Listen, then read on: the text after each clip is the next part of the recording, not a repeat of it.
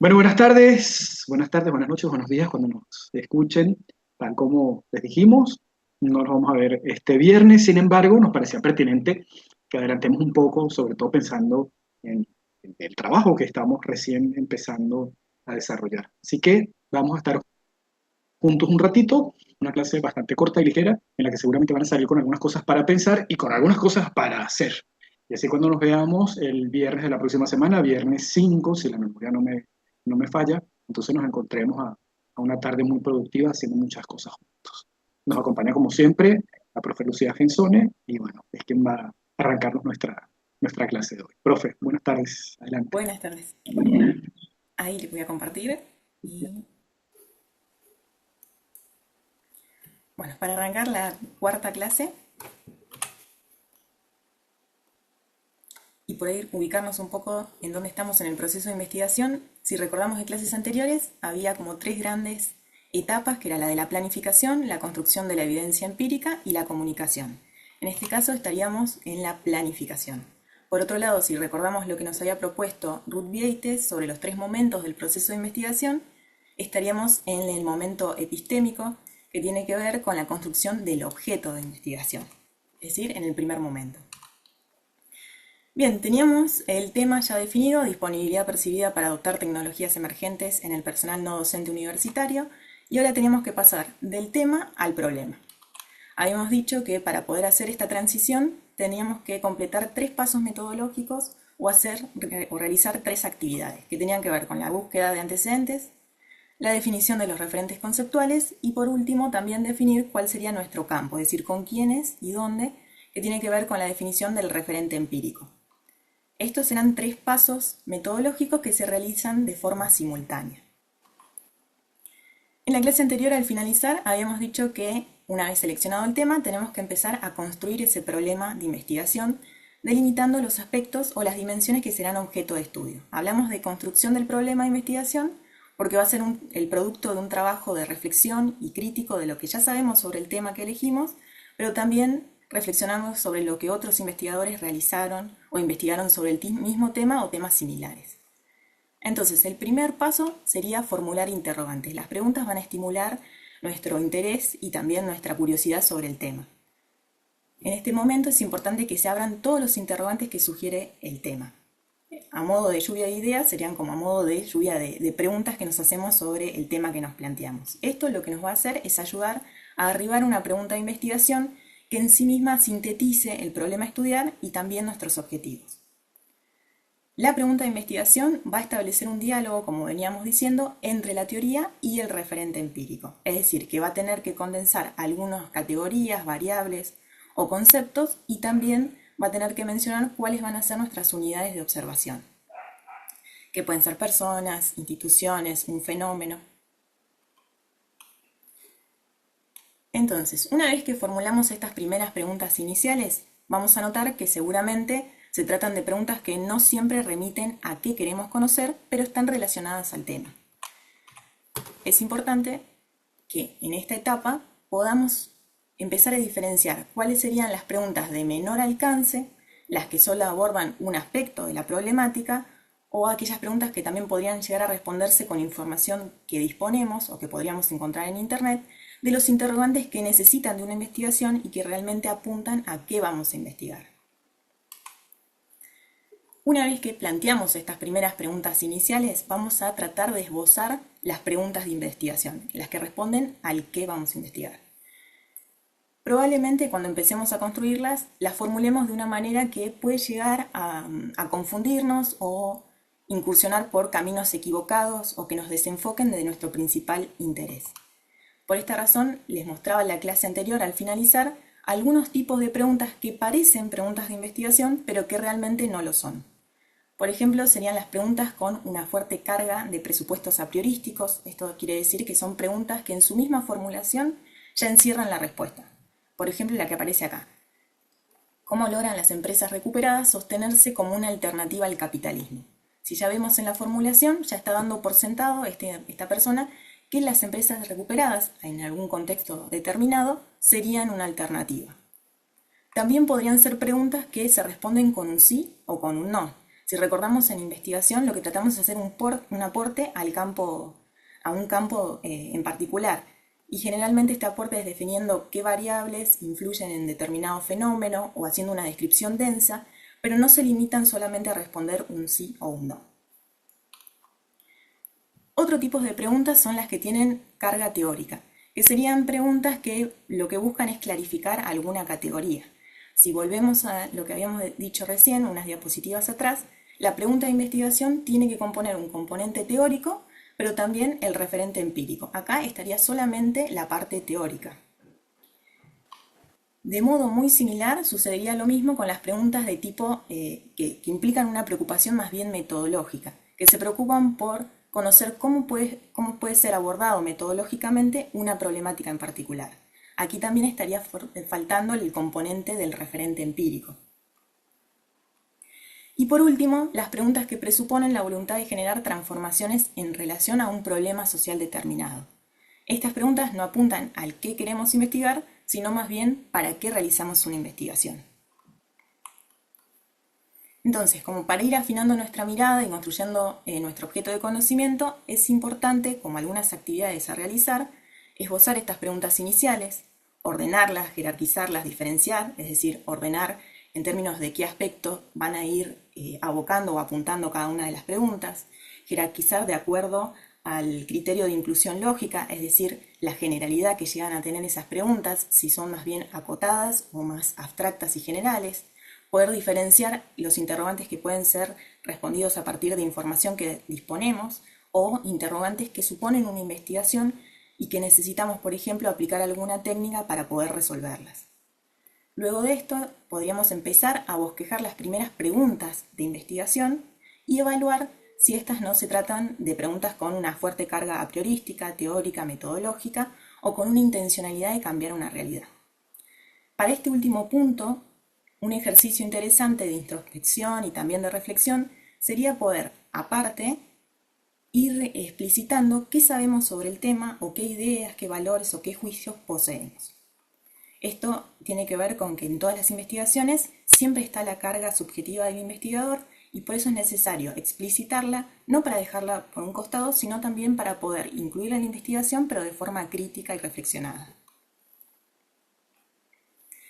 Pero bueno, habíamos dicho que además de hacer estas preguntas, de estas actividades, necesitamos ir complementando con la búsqueda de la revisión de antecedentes de investigación, con la definición de los conceptos teóricos y de la perspectiva teórica, y también delimitar el campo de estudio, es decir, el espacio y los interlocutores, dónde y con quiénes.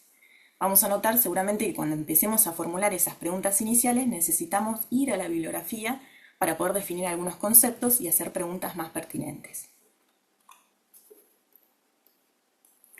Entonces, cuando encaremos la búsqueda de bibliografía y la revisión de investigaciones, este es con el objetivo de construir el estado del arte o el estado de la cuestión. La revisión de antecedentes van a encontrar con distintos nombres de acuerdo al manual de metodología que lean.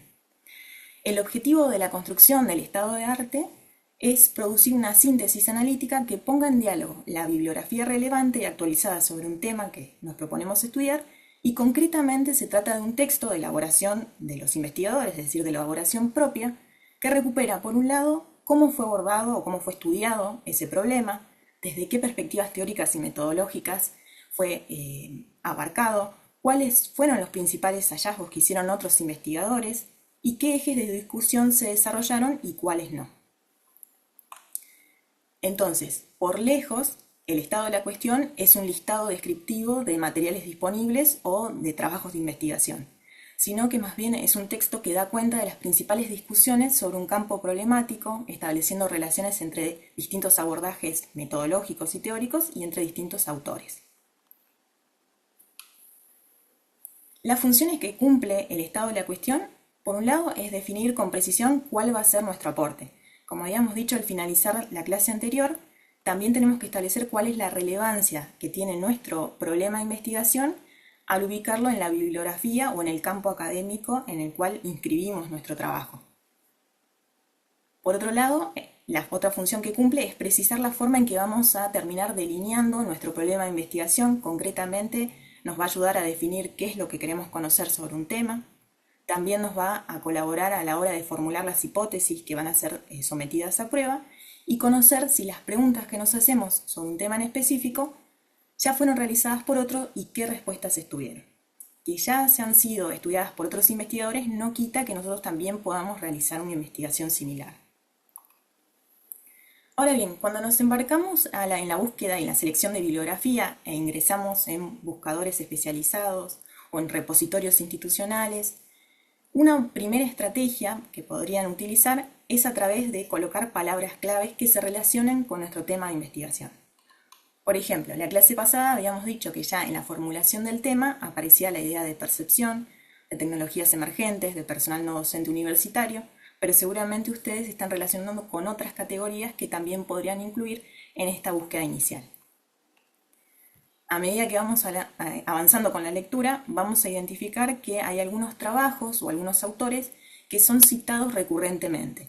Entonces, otra estrategia podría ser ir a las fuentes y revisar, en este caso, la bibliografía que fue citada en esos antecedentes que ustedes están leyendo.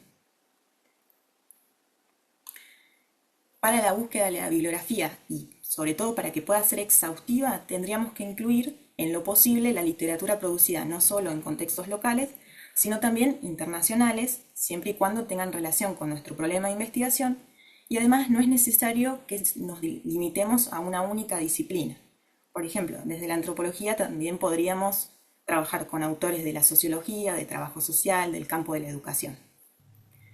Por otro lado, también tendríamos que recuperar los trabajos recientes, es decir, las publicaciones que se hicieron, por ejemplo, en los últimos 5 años, para dar cuenta del estado actual de las discusiones en el campo de estudio, y también podríamos incorporar, en el caso que los hubiera, los trabajos fundantes o estos autores que marcaron una construcción o un camino para abordar la temática que nos interesa.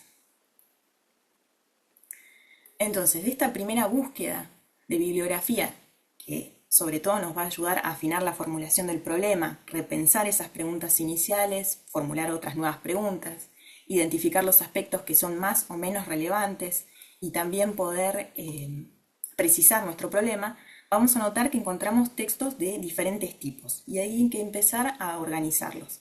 Seguramente vamos a notar algunos textos que abordan problemáticas muy similares a las que nosotros nos planteamos, otra bibliografía que tratan temas afines a nuestra investigación, otros que nos brindan información sobre el contexto histórico o regional del problema, y por último también vamos a encontrar seguramente literatura de carácter más bien teórico o metodológico que consideramos que nos puede ayudar en nuestra investigación, aunque traten temas diferentes. Ahora bien, para poder formular la revisión de antecedentes o el estado de la cuestión, solamente nos vamos a quedar con los primeros 2 bloques de textos. Estos nos van a servir para construir el estado del arte.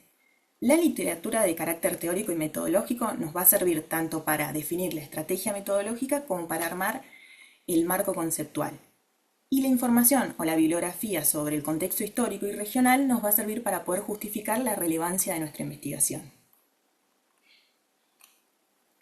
Si recuerdan de la clase anterior, al finalizar, además, en el planteo del problema, además de determinar qué es lo que vamos a investigar y ofrecer algunas coordenadas tanto históricas y contextuales de la investigación que realicemos, es importante también poder justificar por qué vamos a investigar esa problemática hoy en día. Esa definición de la relevancia del problema está dividida en 2 cuestiones. Hay que establecer la relevancia de nuestra investigación en relación a un determinado campo de estudio, que esto lo vamos a poder hacer a partir de la revisión de los antecedentes y ubicar cuál es el espacio o la vacancia, o cuál es el aporte que nosotros vamos a hacer a este campo, y por otro lado también establecer la relevancia social, que sería por qué es importante estudiar hoy en día ese problema. Como les decía, y hay algunos ejemplos que quedaron en el Power de la clase anterior, hay distintas estrategias para poder presentar la relevancia social de un problema de investigación. Una sería utilizando datos censales o estadísticos, otra sería a partir de leyes o políticas de la materia. Por otro lado, podríamos recuperar algunos discursos sociales o imágenes que aparecen en los medios de comunicación, o bien discursos públicos, algunos eventos, algunas situaciones que ustedes hayan relacionado con el problema. Y por último, también podríamos recurrir a reconstrucciones de procesos históricos o de procesos sociales que también enmarcan el problema de investigación. No es necesario utilizar las 4 estrategias, pueden utilizar una, más de una, combinarlas, pero el criterio o lo más importante es que sea contundente y que esté claro por qué es importante investigar. Entonces, como para retomar, una vez que elegimos el tema, proponemos las preguntas iniciales, seguramente van a ser varias y de muchos tipos, y a partir de esas preguntas podemos empezar a formular el problema, que se formula a partir de la búsqueda de antecedentes, de la definición de los referentes conceptuales o de las teorías, la perspectiva teórica, y también información sobre el referente empírico. Una vez que formulemos el problema, recién ahí estamos en condiciones de formular la pregunta de investigación, que esa redacción de la pregunta se recomienda sea en forma interrogativa, aunque no es obligatorio esto, pero sí que incluya variables o conceptos, categorías que van a ser analizadas, que sería ese componente teórico, que contenga las unidades de observación y también que incluya las coordenadas temporales y espaciales. Luego de esto vamos a pasar a hacer los objetivos, esto lo vamos a ver más adelante. Entonces, como para ir cerrando la idea, el planteo del problema nos sirve para describir el contexto, argumentar la existencia del problema, lo focaliza y lo fundamenta, permite acotar la investigación, definir las dimensiones, los indicadores, las categorías, propiedades, conceptos. También podemos definir nuestra perspectiva teórica o nuestro marco teórico, conocer la situación del problema, los antecedentes y el estado del arte, y conocer la metodología con la que fue abordado el tema en otras investigaciones y los resultados alcanzados. Y aquí les dejo la bibliografía con la que estuvimos armando el Power. Genial, Lucía, excelente. Bueno, creo que con esto damos como muy, muy por cerrado lo que veníamos planteando en la semana anterior, que era esta introducción, los primeros pasos a caminar hacia el problema. Pero nos parecen realmente muy complicados al principio, muchos términos que no conocemos, no manejamos. Bueno, poco a poco los vamos a ir incorporando a nuestro léxico, y no solo incorporarlo a nuestro léxico, sino ir conociendo qué significan en el operativo, qué representan dentro de nuestro trabajo y dentro del proceso de investigación. Que el proceso de investigación va por un lado, es caótico, va, viene, vamos al problema, los objetivos, regresamos, pero el trabajo sí tiene una estructura bastante lineal que ayuda a que cualquier otra persona que lo lea pueda entender todo lo que yo quiero decir sin tener que haber atravesado por el caos que yo atravieso.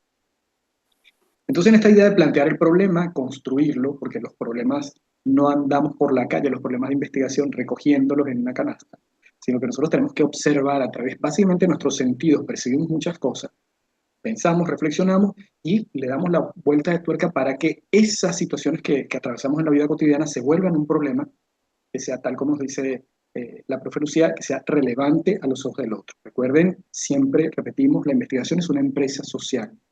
La hacemos con otros, para otros, desde otros. Entonces, en ese sentido, construimos algo que otro lo lea y diga, sí, es relevante. Importante es para mí, importante es para ti, importante es para ti. Relevante es para la comunidad, o al menos para un grupo que pretendemos llamar comunidad. Entonces, ya nosotros más o menos definimos por dónde vamos a empezar a caminar en cuanto a nuestro trabajo de investigación que vamos a ir desarrollando. Definimos como un gran tema. Falta una vuelta de tuerca chiquita y empezar a redactar para que ese tema, esa idea se vuelva un problema de investigación que otro lo vea y diga, sí, hay que hacer este trabajo porque esto no lo sabemos y necesitamos saberlo. Porque va a ayudar a gestionar, a buscar recursos, a generar políticas, a generar acciones, generar programas o al menos a generar reflexiones en quienes tienen la posibilidad en sus manos de accionar. Entonces, comparto pantalla y vamos mirando. ¿No? Vamos a que esto me ayude. Bien. Habíamos dicho a grandes rasgos que esta era como la idea central de lo que se va a volver nuestro trabajo de investigación. Nuestro gran tema era entonces disponibilidad percibida para adoptar tecnologías emergentes en el personal no docente universitario. ¿Sí? Pero ese tema, decimos, es un gran tema porque le estamos dejando un espacio para que cada uno de ustedes como grupo decida apretarle y ajustarle un poquito más a su propio interés. Por ejemplo, que, bueno, aquí podríamos hablar de unidades académicas, ¿sí? Algunos de ustedes podría circunscribirse solo a su unidad académica. Algún otro podría redefinir, bueno, esto de tecnologías emergentes en particular, ¿a qué se refiere? Bueno, podría despapelización, por ejemplo, referirse específicamente a la despapelización o alguna otra decisión que tomen, ¿sí? Algunos de ustedes hablaban sobre educación virtual, educación a distancia, eh, equipos nuevos. Podemos hacerlo en general para tecnologías emergentes y podemos entonces darle una vueltita de tuerca más. Y la propuesta que nosotros hacíamos para no solamente hablar de un tema en general, ir a preguntar, ir a cuestionar y decir, bueno, cómo está siendo la disponibilidad percibida para adoptar tecnologías emergentes en el personal no docente universitario, decíamos, bueno, vamos a atravesarlo con otras variables que muchas veces, recordando un poco estadística, podríamos pensar que son variables independientes y variables dependientes. Pero en este caso, cuando nosotros hablamos de variables sociodemográficas, mm, yo preferiría que no hablemos de variables independientes, en el caso de las variables sociodemográficas, como para no ser tan positivista, que lo vamos a hablar un poco más adelante qué significa, no ser tan determinantes de decir, bueno, porque está en tal unidad académica, entonces su disponibilidad es, sino como un poco más laxos mencionando estas variables sociodemográficas como variables clasificatorias, bueno, o variables intervinientes. Eh, dependiendo del autor que revisemos. ¿Qué quiero decir con esto? Bueno, para pensar, notamos nosotros la tendencia a que las personas de alguna unidad académica opinen esto, o que las mujeres opinen esto, o que los trabajadores con más de 10 años de servicio opinen esto. Buscar como una suerte de tendencia. Entonces, las variables sociodemográficas como formación académica, como la unidad de análisis, perdón, la unidad académica a la que pertenecen, como el sexo, género, eh, como el área específica en la que están dentro de la unidad académica, cómo ellas nos van más o menos a ayudar a encontrar algunos patrones que orienten la toma de decisión. Traigo de vuelta una idea que mencionábamos mucho cuando estábamos juntos en técnicas cuantitativas aplicadas. La estadística es la ciencia de las diferencias. Necesitamos ver en qué la gente se diferencia, sobre todo porque ustedes son gestores y para gestionar necesitamos tomar decisiones basadas en la evidencia. Entonces, tenemos grandes conceptos que se van complejizando acá, ¿no? Ya decíamos el otro día, bueno, no sabemos muy claramente qué es disponibilidad. Tenemos que ver qué es disponibilidad percibida, porque no es cualquier disponibilidad, es la disponibilidad percibida. ¿Para qué? Disponibilidad percibida para adoptar tecnologías. Ah, bueno, pero no cualquier tecnología, sino las tecnologías emergentes. Ahí va otro concepto. Entonces, disponibilidad percibida para adoptar tecnologías emergentes, pero no en cualquier persona, en el personal no docente, y no cualquier personal no docente, sino el universitario, y acá lo vamos a enmarcar, una o una U, o lo dejamos en general para trabajar en las dos. Entonces, estas palabras clave, recuperando lo que decía Lucía, estos conceptos, los volvemos palabras claves para tomarlas de aquí e ir a los buscadores para empezar a encontrar qué ha escrito otros investigadores o qué ha escrito la comunidad sobre mi mismo tema o un tema muy parecido al mío o sobre los mismos conceptos que ahora voy a llamar palabras clave. Eso es lo que voy a ir descubriendo, es parte de mi trabajo. De repente nosotros nos damos cuenta que nadie escribió algo parecido, pero es muy difícil que nadie haya escrito algo parecido.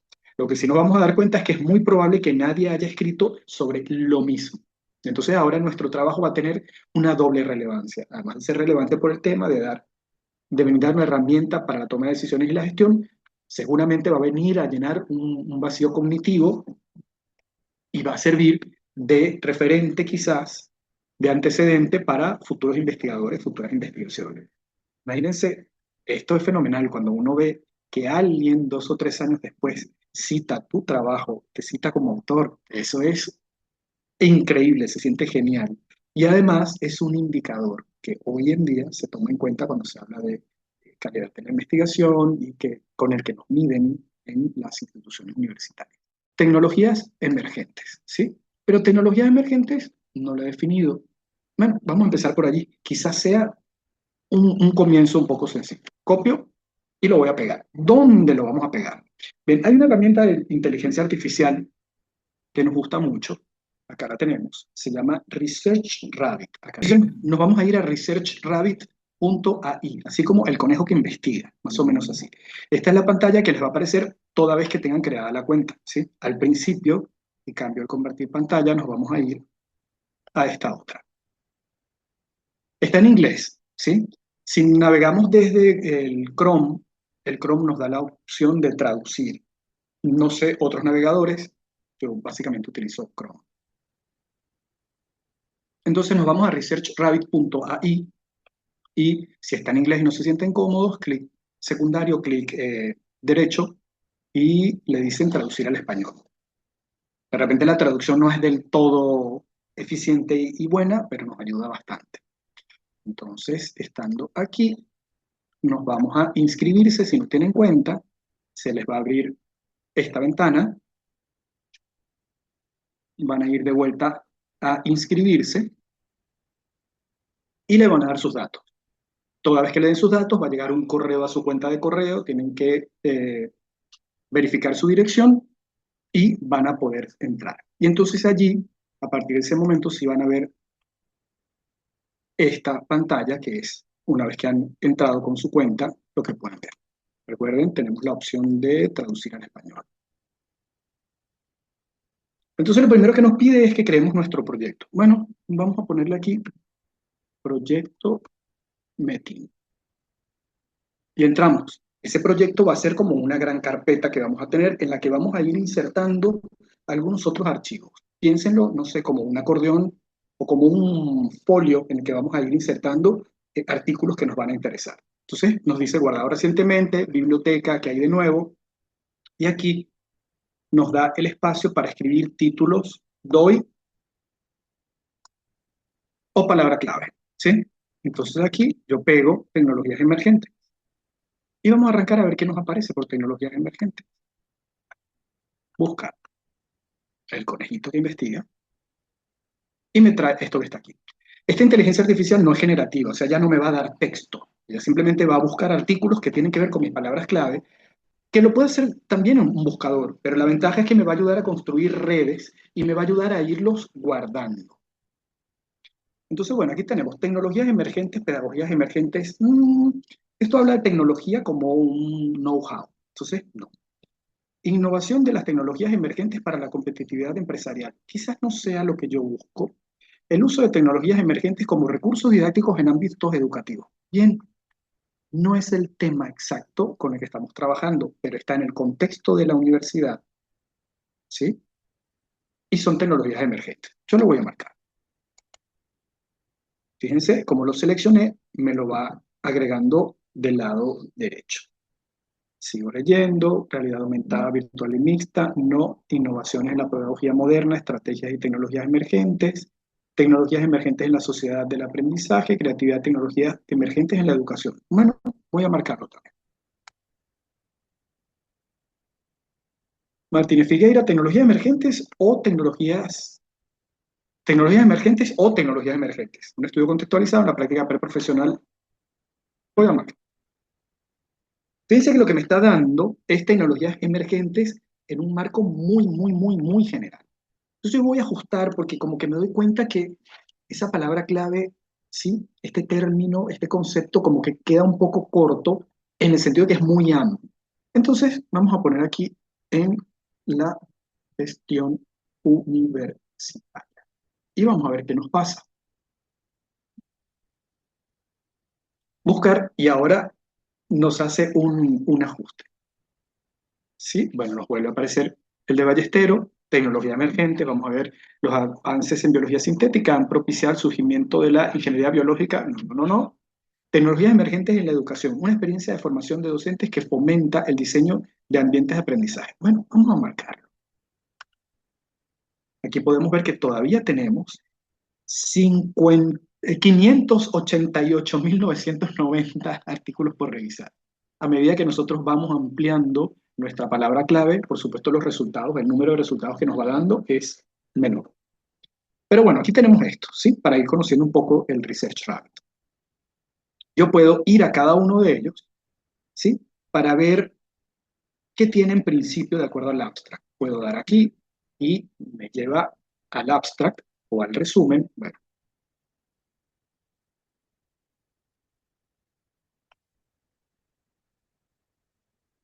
mi antivirus no me deja seguir. Bueno, vuelvo acá. Bueno, ahí vamos viendo entonces los artículos uno por uno. Y aquí yo le voy a decir guardar en, y además puedo, dentro de ese proyecto Metin, puedo ir haciendo como subcarpetas, subfolios para ir organizando la información. También tiene de genial que aquí arriba, ¿sí? Junto a la búsqueda, yo tengo varias opciones. Vamos a probar esta, dividir para ver qué pasa, y miren lo que hace. Él comienza a mostrarme los artículos que están relacionados y citados entre sí. Y además me va ordenando espaciotemporalmente a los artículos, de menor cita a mayor cantidad de citas, o sea, otros que los han citado, y del más antiguo al más reciente. Entonces tengo que alemán es el más reciente. Yo lo puedo marcar de vuelta aquí para decirle que me lo muestre. Y aquí me lo va a mostrar, ¿sí? Está de este lado. Yo cliqueo y me va a llevar al artículo. También puedo decirle guardar en, porque puedo ir, como veíamos ahora, construyendo mis subfolios, subfolders, por decirlo de alguna forma. Entonces, bueno, parte del trabajo de ustedes, que les vamos a dejar, seguramente el fin de semana les vamos a poner la actividad en el aula virtual, es que en esa gran hoja en que empezamos a registrar los grupos y los temas que íbamos proponiendo, bueno, ya acordamos que vamos a trabajar con un gran tema y que cada uno de ustedes le puede hacer una acotación chiquita. Van a ir pensando cuál es ese ajuste adicional que le van a ir haciendo y van a tener la tarea de citar dos antecedentes con la citación completa. Ustedes van a ver si les sirve, si les aporta algo, si ustedes sienten que les aporta algo y lo van a registrar en esa forma. Por un lado, tenemos Research Rabbit, que nos ayuda mucho. Por supuesto, en la versión gratuita tiene ciertas limitaciones, pero nos ayuda mucho a ir encontrando. En particular, yo creo que lo que más me gusta a mí es que nos permite encontrar esta malla. Y además, entonces, podemos ir citando y podemos exportar la información sin tener que escribirla manualmente todo el tiempo.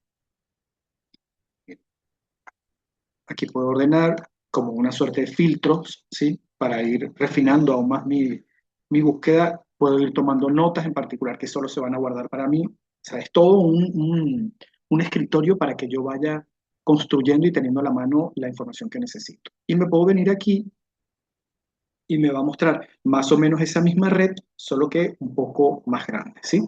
En este lado tengo trabajos y el mapa de la red, en este lado solo los trabajos y en este lado solamente la red o el mapa. Cierro aquí, aquí tengo de vuelta todos los artículos, puedo ir a este otro, lo guardo un sitio en particular, lo reviso, veo si hay algo más de esta autora, que hay otros trabajos de esa misma autora, lo vemos, y así podemos ir trabajando y mejorando, refinando nuestra búsqueda. Ven, aquí están solamente los trabajos de Carmen Liliana Montalbán Vélez. Volvemos y podemos cerrar toda vez que hemos terminado. Hasta ahora, estos dos fueron los que yo marqué en la red, en el mapa, como los que a mí me interesaba tener a la mano a partir de los cuatro que me habían interesado previamente. Vuelvo y repito, de los cuatro que encontré en las búsquedas iniciales, yo en el mapa seleccioné dos. Estos son los dos seleccionados al final. Bien. ¿Dónde más buscar? Bueno, yo les hablaba en algún momento, no me aparece la ventana, está en Zoom, ya voy. Ok. Yo les hablaba mucho de Redalic. Es otro lugar muy interesante a mis ojos. Es un repositorio. ¿Qué es un repositorio? Hay muchísimos artículos de muchas revistas, de muchos de textos de artículos, de muchas memorias de eventos, todas en un solo lugar. Entonces, no solo que están allí a mi mano, sino que además cumplen con criterios de tener rigor metodológico. Son artículos científicos, porque yo en Google puedo encontrar muchos. En Google Academic puedo encontrar artículos con rigor metodológico. Pero a mí me gusta mucho venir a Redalic. Entonces, bueno, yo me vengo aquí a Redalic y le escribo, por ejemplo, aquí, bueno, redalic.org, ahí arriba está, escribo en palabras clave, tecnologías emergentes. Ya yo sé que los resultados van a ser muchísimos y que no van a ser tan atinados como yo quisiera, pero bueno, vamos a hacer la primera búsqueda. Le doy una lupita y aquí me va a generar la primera lista. ¿Ven? Aquí voy a encontrar.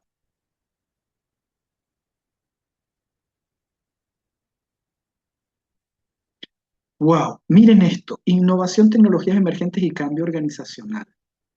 No sé qué significará el caso de la Fórmula 1, pero ya en la primera parte del título es un hitazo lleno. Un candadito allí, lo que significa que no va a estar el trabajo completo, pero aquí le puedo dar un vistazo. Voy, clic secundario, abrir en pestaña nueva, y aquí tengo,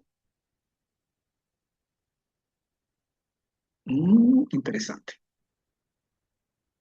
También podemos no verlo en pantalla, sino que podríamos también eh, verlo en versión PDF para leerlo como un documento mucho más cómodo.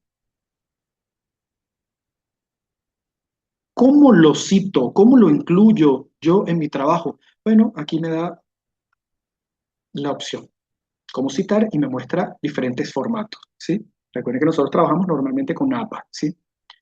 APA 7 y APA 6. Bueno, ustedes van allí, copian y copia el texto, copia la referencia, entonces van a su trabajo y lo escriben, o van a esa gran hoja que vamos a ir construyendo y lo van a copiar allí para que lo tengamos a la mano.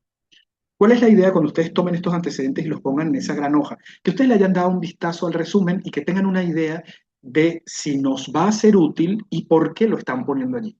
Por eso, para cada uno de los grupos, que tiene más o menos cinco personas, con dos va a ser más que suficiente porque tenemos muchos grupos. Pero entonces así, entre ustedes, se van a asegurar de que esos dos antecedentes que están citando en algún momento nos van a poder ser útiles. Algo más acá en...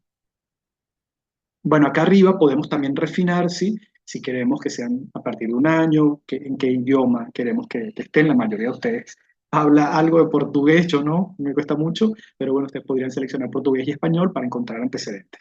¿Todos los antecedentes tienen que ser argentinos? No. ¿Le da mayor impacto y mayor relevancia que los antecedentes sean de otro país? No. Lo que sí nos está mostrando es que tenemos un mayor criterio de amplitud a la hora de buscar antecedentes y que no nos estamos circunscribiendo solamente al caso argentino. Porque Argentina escribe, pero no es solamente el país que escribe, si todo el mundo escribe investigación. Entonces, mientras más abiertos, tenemos mayor disponibilidad de artículos y de referentes para citar. Por lo tanto, tenemos entonces unos lentes que nos permiten explicar más y mejor el mundo. Recuerden, palabras claves, vamos a ir ampliando nuestras palabras claves para ir refinando nuestra búsqueda. Después, ¿sí? Después, cuando ustedes guarden estas referencias, guarden también el link de dónde pueden conseguir ese trabajo, porque seguramente los vamos a descargar para, con ayuda de otra inteligencia artificial, voy a dejar de compartir, para con ayuda de otra inteligencia artificial empezar a producir algo de análisis de textos y de redes para que la inteligencia artificial nos ayude para hacer el trabajo mecánico, ¿sí? La IA nos ayuda muchísimo a la hora de hacer el trabajo mecánico, pero nosotros luego tenemos que terminar de refinar ese trabajo, asegurándonos que tiene la calidad que nosotros queremos, que nosotros necesitamos y la calidad que nosotros le aportamos siempre, el elemento humano que siempre le aporta un elemento superador a lo que la tecnología en sí misma puede darnos, valor agregado, dice. Profe, Solamente para agregar, si empiezan a leer los artículos, recuerden que también pueden ser que estemos leyendo hallazgos que no estemos de acuerdo con lo que digan, pero también son importantes para establecer el estado de arte. Es decir, cuando vayamos a construir la revisión de antecedentes, vamos a incluir textos con los que estamos de acuerdo, queremos profundizar, pero también con otros con los que queremos discutir. Siempre va a ser un escrito más o menos con un diálogo con esos otros autores, con esos otros investigadores. Y al momento de leer los antecedentes, también una buena estrategia sería como hacerle preguntas a ese texto. ¿Qué metodología utilizaron? ¿Qué encontraron? ¿Qué conceptos o qué definiciones han colocado los otros autores? También nos puede ayudar después a la hora de elaborar el marco conceptual o definir los conceptos de por sí que vamos a abordar. exactamente, algo que está diciendo la profe es que es muy importante y que quiero rescatar es cuando nosotros buscamos antecedentes, los buscamos con varias finalidades, ¿sí? Nosotros, un poquito más adelante, cuando construyamos nuestra sección de antecedentes, seguramente vamos a rescatar algunos antecedentes, algunos trabajos hechos por otros autores que nos hagan aportes de la metodología, cómo abordaron el problema, cómo relevaron los datos, utilizaron entrevistas, qué preguntaron en esa entrevista. Porque es muy posible que yo consiga una entrevista que se adapte mucho al tema que nosotros vamos a desarrollar. Entonces, en lugar de pensar una entrevista desde cero, puedo tomar una que ya está hecha y empezar a discutir con esa entrevista para ver si la tomo o si tomo parte de ella o si definitivamente lo que toma esa entrevista a mí no me interesa. Esos antecedentes van a ayudarnos con una finalidad metodológica. Otra gran finalidad de los antecedentes es hacer la construcción de nuestros conceptos, ¿sí? Bueno, ustedes seguramente van a conseguir algún autor que defina no docente tal como categoría, como lo hablamos nosotros en la clase anterior. Bueno, nosotros en esta fase, en gran medida, estamos haciendo eso. Estamos buscando autores que nos permitan ir construyendo conceptos para plantear nuestro problema, pero no va a ser realmente lo único para lo que vamos a utilizar antecedentes. Esto lo vamos a volver a hacer un poquito más adelante. Ahora, esto es una introducción para ir, recuerden, planteando y construyendo el problema, que es a lo que nos vamos a dedicar en nuestro próximo encuentro. ¿Verdad, profe? Así será. Me despido, dejo a la profe para que se despida y bueno, por favor, hacer este trabajo y a crear su cuenta en Research Rabbit, que la próxima clase queremos que todos traigan su cuenta ya creadita.